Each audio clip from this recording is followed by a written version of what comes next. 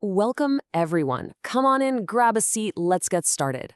I am absolutely thrilled to have you here today for what is going to be a truly mind-bending explainer on Ferdinand de Saussure and the birth of the Structuralist movement. Now, as undergraduate literature students, you've already spent years honing your skills in analyzing texts. But today we're going to look at the very foundation of the texts you read. We're going to look at language itself. And I promise you, by the end of the session, you'll never read a book, a poem, or even a simple sentence exactly the same way again. So, I want to kick off our time together with a rather provocative question. Think about this. Does language simply name a world that already exists?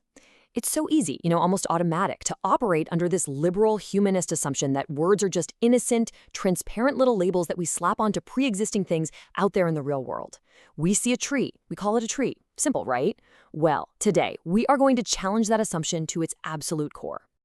Okay, let's dive into this. Here is our roadmap for today's explainer. We're going to systematically dismantle our standard understanding of language in 5 steps. 1. The great language illusion. 2. The arbitrary sign. 3. A network of differences. 4. Language creates reality. And 5. Chickens, eggs, and literature. Let's move right into Section 1, the great language illusion. Prepare yourselves to confront the absolute limits of traditional close reading. For roughly half a century, traditional liberal humanist literature students, and honestly, probably many of you sitting here right now, have been taught to focus purely on the text itself. You isolate the poem or the novel, you put it under a microscope, and you hunt for deep moral truths or authorial intent. The whole goal, as Matthew Arnold famously put it, is to see the object as in itself it really is. But guys, this approach completely ignores the vast underlying linguistic structures that actually make the text possible in the first place. It's like you're staring at a single leaf and completely ignoring the forest. Moving on to Section 2, the arbitrary sign, we need to talk about the man who changed everything. Writing in the early 20th century, the Swiss linguist Ferdinand de Saussure completely disrupted everything we thought we knew about how language functions. He breaks the linguistic sign into 2 parts. The first is the signifier. This is simply the verbal or written envelope of a word. It's the physical or auditory form a word takes, literally the letters on a page or the sound waves hitting your eardrum when someone speaks. Let's move to and see how this builds into the second part, the signified. The signified is the actual mental concept or idea that pops into your head when you encounter the signifier. So you hear the auditory signifier, dog, and the signified is the mental concept of a 4-legged barking companion. Together, the signifier and the signified form the linguistic sign. But here is where Saussure drops an absolute bombshell. The sign is entirely arbitrary. There is no inherent, natural, or necessary connection between the word hut and the actual physical building it describes. No natural connection whatsoever. The word hut is completely unmotivated. It only means what it means because of cultural convention and agreement. Language isn't just a magical reflection of the world, it's a separate, self-contained system. This brings us to a massive logical cliff in Section 3, a network of differences. Now, what's really interesting about this is the problem it creates. If words aren't naturally tied to the objects they represent, if they're just arbitrary sounds and squiggles, what exactly gives them their meaning? Well, look at this paradigmatic chain of related words. If a word doesn't get its meaning from the object, it gets its meaning from other words. A hut only gains its precise meaning by how it differs from a shed or a house or a mansion. A hut is a small structure, sure, but unlike a shed, it's generally for shelter, not storage. Its meaning is defined entirely by the territory left over by the words surrounding it in the chain. This leads right to what is arguably Saussure's most mind-blowing and famous conclusion. He says, in a language, there are only differences without positive terms. Take a second to really let that sink in. Language is entirely relative. Words do not possess an absolute, standalone, positive essence. They only exist within a vast, differencing network. They mean what they mean precisely by not being the other words in the system. To prove this, Saussure gives us this brilliant thought experiment, the 8:25 Geneva to Paris Express train. What gives this train its identity? Think about it. Every single day, it has a different engine, different carriages, different drivers, and totally different passengers. If there are engineering works on the tracks, it might even be a bus.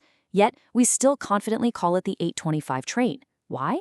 Because its identity is purely relational. It's the 8:25 because it sits in a timetable between the 7:25 and the 9:25. Language operates exactly the same way.